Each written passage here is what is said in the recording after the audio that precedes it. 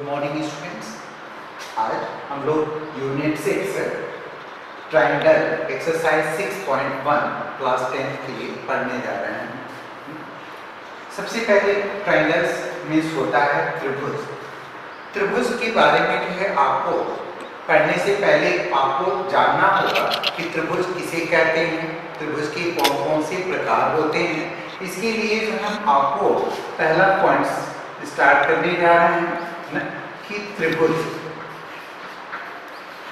किसे कहते हैं।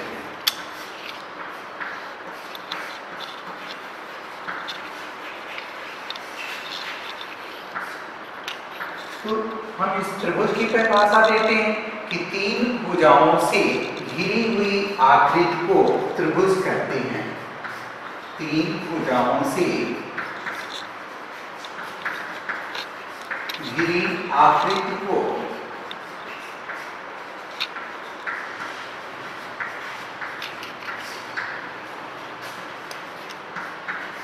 त्रिभुज कहते हैं।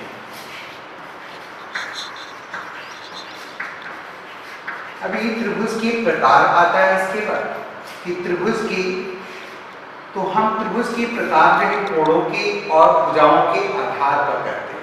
तो सबसे पहले हम आपको स्टार्ट करने जा रहे हैं भुजाओं के आधार पर त्रिभुज के प्रकार। भुजाओं के आधार पर त्रिभुज के प्रकार।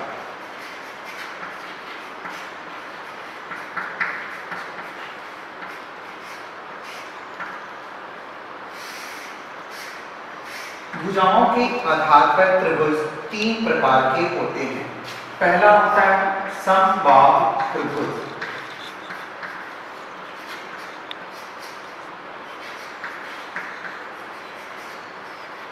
समबाहु त्रिभुज किसको कहते हैं?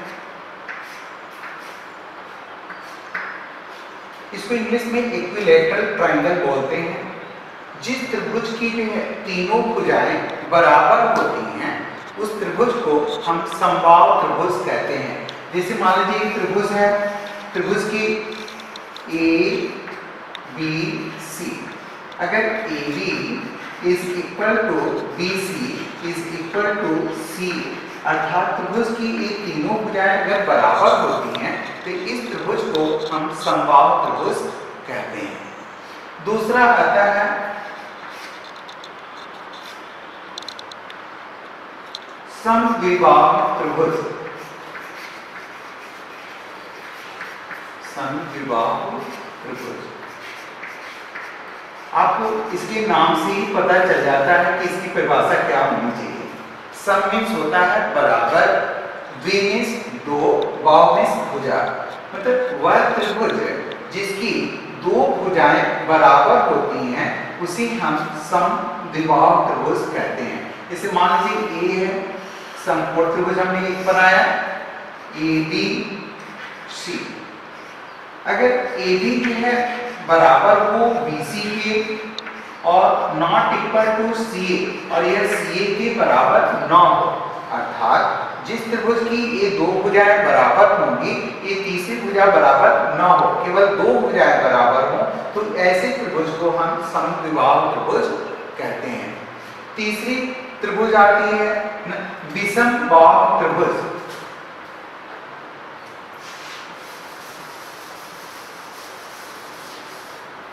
विषमबाहु त्रिभुज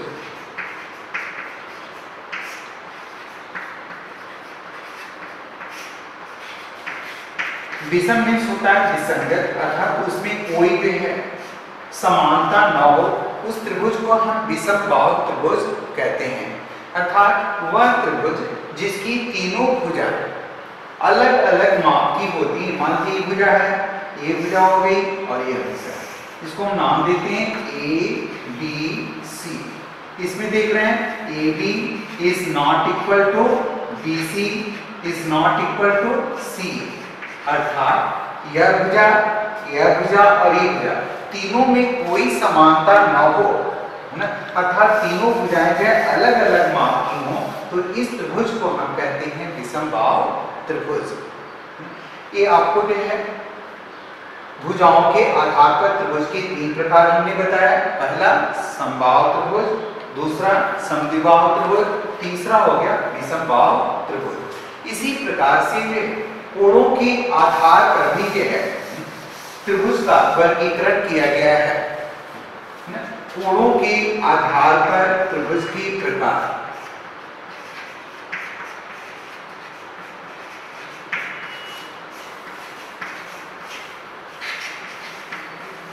कोणों के आधार पर भी त्रिभुज को 3 भागों में बांटा गया है। पहला होता है न्यून कोणीय त्रिभुज। न्यून कोणीय त्रिभुज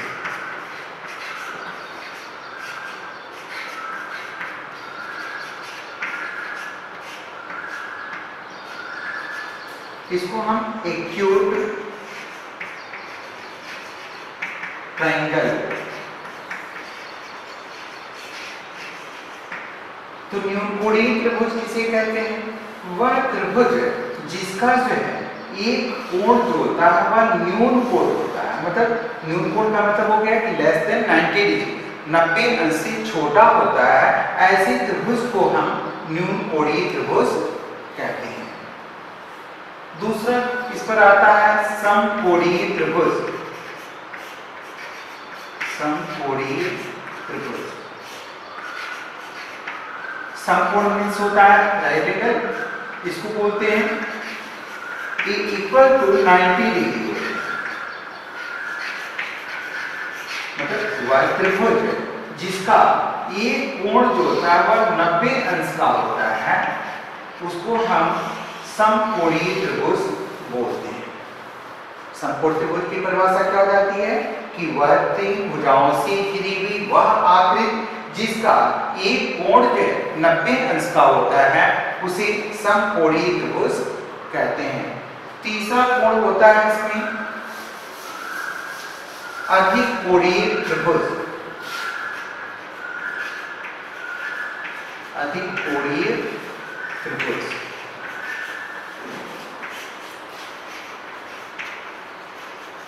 इसको इंग्लिश में हम लोग ऑब्ट्यूज ट्रायंगल बोलते हैं। OBTUS obtuse triangle. वह त्रिभुज जिसका एक कोण जो है greater than 90 degree and less than 180 degree होता है, उसको हम अधिक कोणीय त्रिभुज कहते हैं। जैसे AABC है, इसमें देखिए आपका कोण B जो है वह 90 अंश से क्या है अधिक है, इसलिए इस तरह के त्रिभुज को हम अधिक कोणीय त्रिभुज कहते हैं। हमने अभी आपको जो है कोणों के आधार पर त्रिभुज के प्रकार बताया, न्यून कोणीय त्रिभुज, समकोणीय त्रिभुज और तीसरा हो गया अधिक कोणीय त्रिभुज। ये आप पिछली कक्षाओं में पढ़ भी चुके हैं। अब हम लोग जो है दूसरा इसकी बात पढ़ने जा रहे हैं, उसमें सिमिलियर ट्रायंगल और कॉन्ग्रुएंट ट्रायंगल्स के बारे में अध्ययन करेंगे। तो पहला हम शुरू करते हैं कि सर्वांगसम त्रिभुज किसे कहते हैं।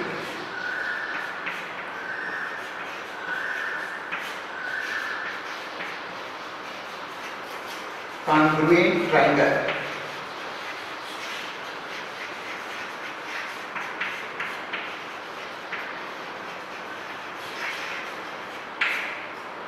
वह त्रिभुज जिसका साइड एक त्रिभुज की यह भुजा अगर दूसरे त्रिभुज की इस भुजा के बराबर हो, यह भुजा इस भुजा के बराबर हो और यह भुजा इस भुजा के बराबर होती है, तो ऐसे त्रिभुज को है ना हम सर्वांगसम त्रिभुज कहते हैं। Side side side yes yes yes से ये प्रूव होता है कि दोनों त्रिभुज एक दूसरे के सर्वांगसम हैं, लेकिन केवल साइड ही इक्वल होने से जो है सर्वांगसम प्रूव नहीं होता है। इसके लिए जो है हमें है ना दूसरा होता है इसका साइड एंगल साइड, तीसरा होता है एंगल एंगल साइड। यानी अगर किसी त्रिभुज की साइड्स है, दो भुजाएं बराबर हो, मान लीजिए यह भुजा और यह भुजा, ये दो भुजाओं को लेते हैं। अगर यह भुजा इस भुजा के बराबर है, यह भुजा इस भुजा के बराबर हो और यह कोण इस कोण के बराबर हो जाए, तो देखिए एक साइड हो गई दोनों की, ये दोनों साइड हो गया और एक एंगल हो गया, तो ये साइड एंगल साइड से सर्वांगसम त्रिभुज कहलाते हैं। हम इसी फिगर को ऐसे भी कह सकते हैं, मान लीजिए कि यह कोण जो है इस कोण के बराबर है, यह कोण इस कोण के बराबर है और यह कोण इस कोण के बराबर है, तो यह भी सर्वांगसम त्रिभुज कहलाएगा। ये नियम होगा आपका ए एंगल एंगल एंगल। इस प्रकार से त्रिभुज के जो है आधार, मूलता के आधार पर जो है त्रिभुज सर्वांगसम सिद्ध करने के लिए हमारे पास 3 साइड होती है और 3 एंगल होता है, 6 होता है। 6 में से कोई भी अगर हम 2 साइड एक एंगल या 2 एंगल एक साइड कोई भी 3 चीज प्रूव कर देते हैं तो यह प्रूव हो जाता है कि त्रिभुज जो है एक दूसरे के सर्वांगसम है। अब हम लोग नेक्स्ट पॉइंट पर चलते हैं। दूसरा पॉइंट आता है आपका समरूप त्रिभुज। समरूप त्रिभुज, इसको सिमिलर ट्रायंगल,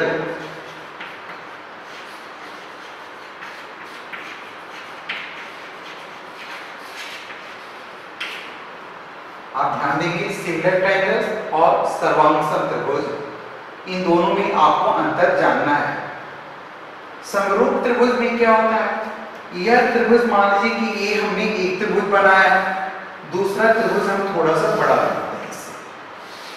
तो अगर ये प्रश्न पूछा जाए ना कि क्या ABC में ABC या PQR, इसका दूसरा नाम ले देते हैं PQR, इसमें आप देख रहे हो कि AB जो है वह PQ के बराबर नहीं, AB is not equal to PQ, यह भुजा जो इस भुजा के बराबर नहीं है।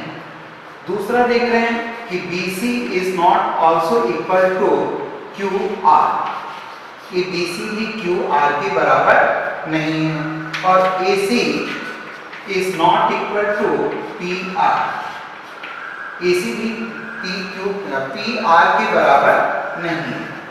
तो इस केस में क्या हम इस दोनों त्रिभुजों को सर्वांगसम त्रिभुज कह सकते हैं? नहीं कह सकते, क्योंकि सर्वांगसम त्रिभुजों के लिए मैंने बताया है ना कि AB जो है PQ के बराबर होना चाहिए, BC जो है QR के बराबर होना चाहिए और AC जो है PR के बराबर होना चाहिए। लेकिन इस फिगर में आपको AB देख रहे हैं PQ के बराबर नहीं है, BC QR के बराबर नहीं है। तो ऐसी आकृतियां, हम समरूप त्रिभुज की परिभाषा इस तरह से देते हैं कि ऐसी आकृतियां जो देखने में एक ही जैसी हों लेकिन उनकी माप जो है अलग अलग होते हैं, तो ऐसी आकृतियां समरूप त्रिभुज कहलाती हैं। जैसे मान लीजिए 2 बकरियां हैं, है ना, एक छोटी है और एक बड़ी है, तो दोनों को में देख रहे हैं कि दोनों में समानता है, दोनों के 4 पैर हैं, दूसरी बकरी के भी 4 पैर होंगे, लेकिन छोटी बकरी के क्या होंगे, पैर छोटे होंगे, बड़ी बकरी के पैर थोड़ा बड़े होंगे ना। तो दोनों में समानता है लेकिन उनकी आकृति समान नहीं है, तो वे दोनों जो है समरूप कहलाएंगे, सर्वांगसम नहीं हो सकते। अब आपको समरूप त्रिभुज और सर्वांगसम त्रिभुज आप लोग जो पढ़ चुके। इसके बाद हम आपको बताने जा रहे हैं कि क्या ये दोनों आकृतियां समरूप हैं। तो आप क्या कहेंगे? हाँ, क्योंकि दोनों की आकृति जो है एक ही जैसी है परंतु इनके माप बराबर नहीं है। हम आपको ये एक्सरसाइज 6.1 की एक्सरसाइज को आपको भेज चुके हैं, है ना। आप अपने क्वेश्चन को देखेंगे और हम एक्सरसाइज 6.1 सॉल्व कराने के लिए आपको बता रहे हैं। पहले क्वेश्चन में हमने भेजा था कि कोष्टक में दिए गए शब्दों में से सही शब्दों का प्रयोग करते हुए रिक्त स्थानों की पूर्ति करना है। पहला है सभी वृत्त होते हैं, ब्रैकेट में देखिए लिखा है सर्वांगसम और समरूप। तो बताइए क्या होगा? सभी वृत्त जो होंगे ऐसे होंगे, इससे बड़ा हो सकता है, एक इससे भी बड़ा हो सकता है। तो क्या सभी में देख रहे हैं कि सभी की आकृतियां कैसी हैं? एक ही जैसी हैं, इक्वल नहीं, बराबर नहीं, इनके आकार क्या है? अलग अलग हैं। तो यह आकृति क्या कहलाएगी? समरूप। तो आप क्या भरेंगे? पहले वाले में भरेंगे सभी वृत्त समरूप होते हैं।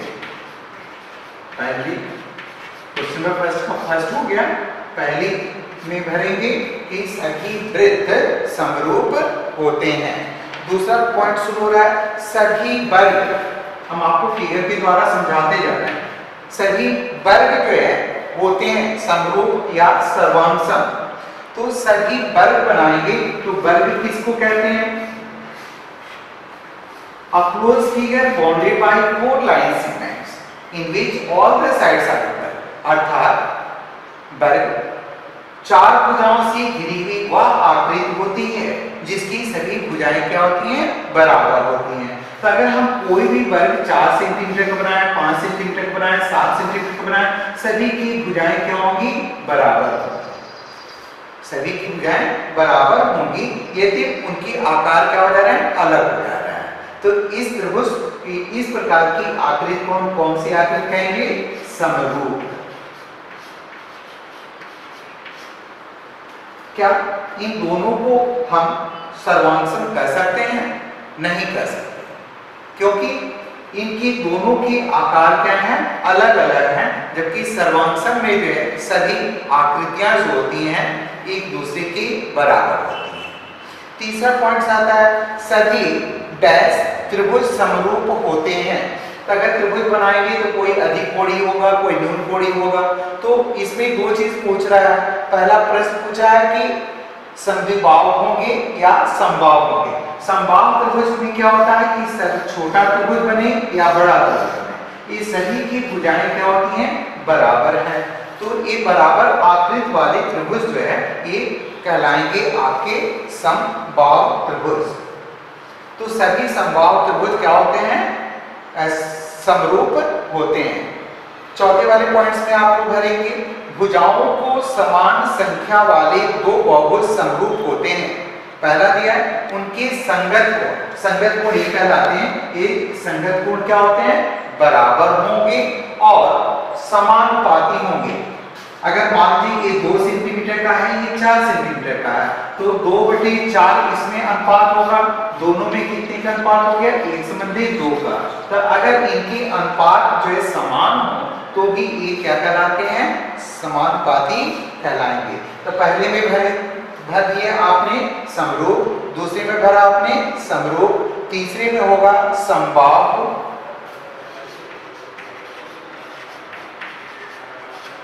और नंबर 4 में होगा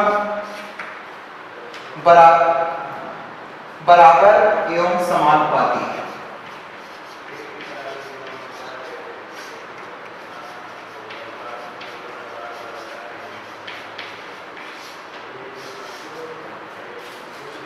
अब क्वेश्चन नंबर 2 को देखेंगे।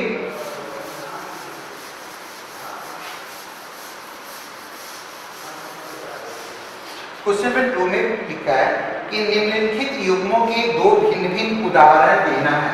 समरूप आकृतियों के 2 उदाहरण देना है।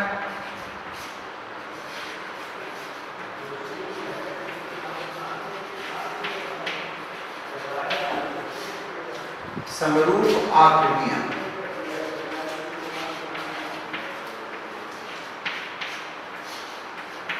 और दूसरा है ऐसी आकृतियां जो समरूप नहीं हैं।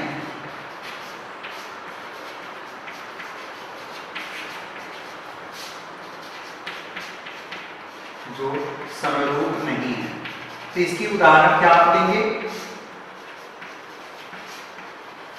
अभी आपने बताया बताया गया कि समरूप आकृतियों में आकृति केवल जो है उनकी बड़ी या छोटी हो सकती है, आकार समान होते हैं या समानुपाती होते हैं। तो इसमें क्या हो जाएगा, पहला हम उदाहरण दे देते हैं, सभी वृत्त क्या होंगे, समरूप होंगे।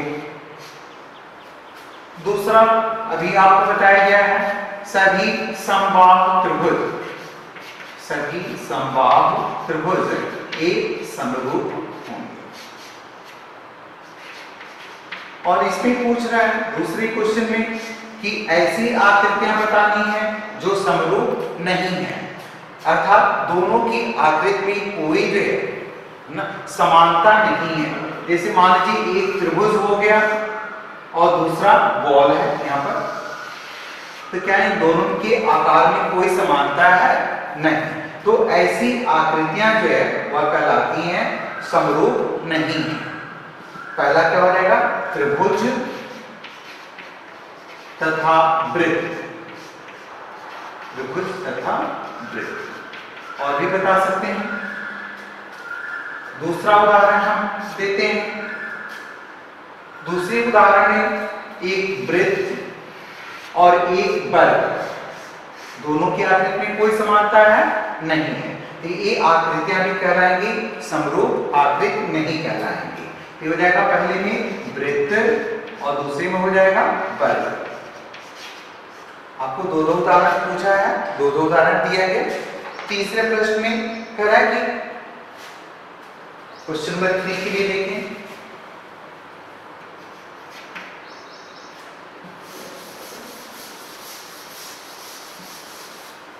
तीसरे प्रश्न में फिगर बना हुआ है, पूछ रहा है चतुर्भुज समरूप है या नहीं है। एक त्रिभुज एक चतुर्भुज इस तरह का बना हुआ है, समचतुर्भुज। दूसरा है वर्ग।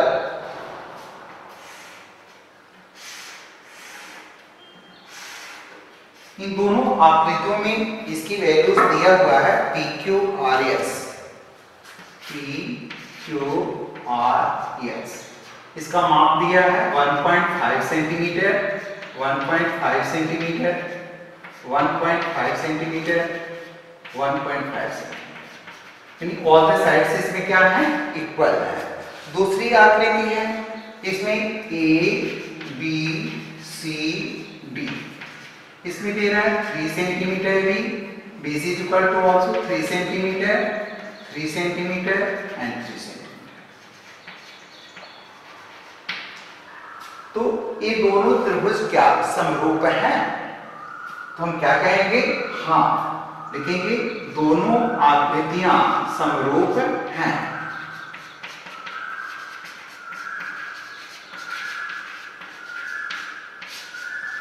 समरूप है।